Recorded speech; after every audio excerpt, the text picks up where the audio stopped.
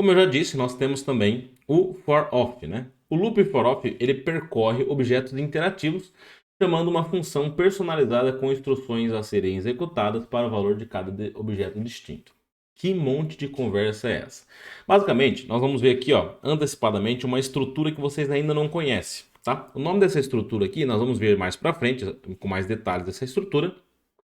Mas basicamente o nome disso aqui é um array, tá? Array, a gente pode ter um array de números, um array de letras, um array de palavras, compreendido por abertura e fechamento desses colchetes aqui, né?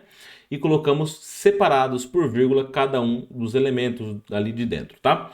Então o for of, ele pega esse array, automaticamente ele entende que eu vou percorrer esse array e a gente pode utilizar essa estruturinha aqui.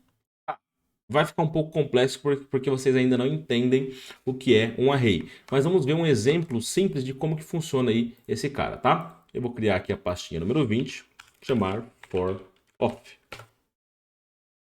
Vou criar aqui app1.js. E aqui a gente vai fazer o seguinte. Eu vou criar um array chamado pessoas, tá? Esse array vai ter, olha só, não precisa aprender array agora, tá? Só estou mostrando que a gente vai precisar utilizar o array para a gente fazer o uso do for of. Mas eu vou colocar aqui Daniel, outra pessoa, separado por vírgula, Camila, outra pessoa, Pedro, outra pessoa, Márcia e outra pessoa, Rodrigo. Tá? Então criei um array com 1, 2, 3, 4, 5 pessoas. E agora eu quero exibir todas essas pessoas aqui. Como que eu faria? Vamos dar um exemplo com for of, mas depois a gente vai ver também como escrever esse mesmo código utilizando o for, tá? Eu quero fazer um console mostrando aqui o nome de cada uma dessas pessoas, tá? Então vamos fazer aqui for. Aqui a gente vai fazer let pessoa of pessoas. Tá? Aqui ele já entende que cada pessoa dessa vai ser uma posição desse array, né? Então o que que a gente vai fazer? A gente faz um console.log no nosso pessoa.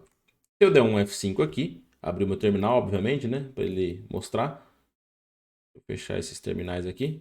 Isso. Dá um F5, Node.js. Ele não abriu o terminal.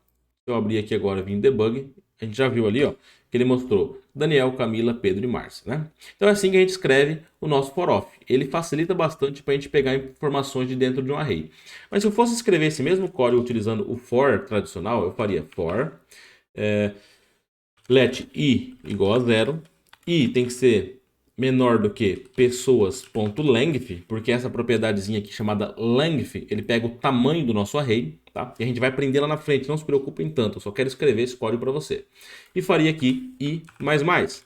Nesse momento eu poderia fazer console.log no meu pessoas na posição i. Novamente, não se preocupe com array, como consumir um array, como criar um array, porque a gente já vai aprender isso aí logo mais na sequência, tá? Eu dou um F5, olha só, ele traria o mesmo resultado. Então, o que acontece? Como existe essa abordagem de array, as pessoas entenderam que o for é importante ter uma facilidade para ele ali, que é o for of, né? Que tem a mesma funcionalidade, mas com a escrita muito mais simplificada, beleza? Então o for of serve para isso. Tente lembrar na sua cabeça, você ainda não conhece arrays e objetos, mas você vai utilizar bastante o for of para consumir esse tipo de conteúdo.